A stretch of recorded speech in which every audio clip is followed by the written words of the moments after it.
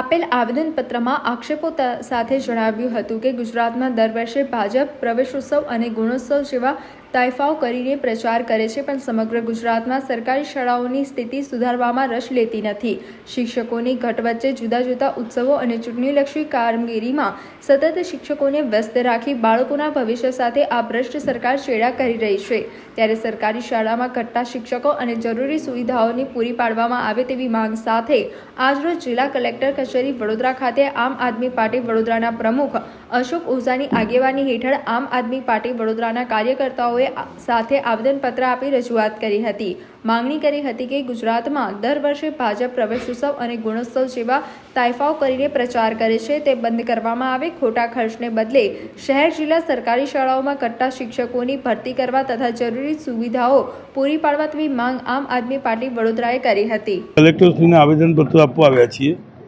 કે જે બરોડાની શાળાઓ જે હવે બહુ ઓછી સંખ્યામાં રહી છે, લગભગ બધી બંધ જ કરી દેવામાં આવી છે સરકાર તરફથી, અને સરકારી શાળાઓ જે 2, 5, 10 હોય તેમાં બી જર્જરિત અવસ્થામાં શાળાઓ છે. છોકરાઓને ભણવામાં બી અત્યારે કોઈ દેખાડો કરવામાં સરકાર જે આગળ વધી રહી છે એના માટે અમે આવ્યા છીએ કે જે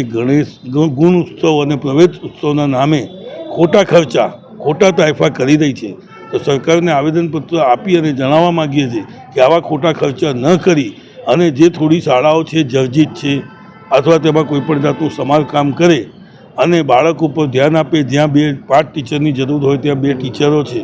તો એ ટીચરોનો બી સમાવેશ કરે અને આવા ખોટા ખર્ચાને લાભ થાય એવા ખર્ચા કરી અને પોતાના તંત્ર પર ધ્યાન આપી શાળાઓમાં ધ્યાન આપે અને નાના બાળકોના ભવિષ્ય સાથે રમત ન કરે અને તેમને ભણતર સારું આપે, જેથી બાળકોનું ભવિષ્ય સુધરે તેવી આશા સાથે અમે કલેક્ટર સાહેબને આજે આવેદનપત્ર આપ્યું છે.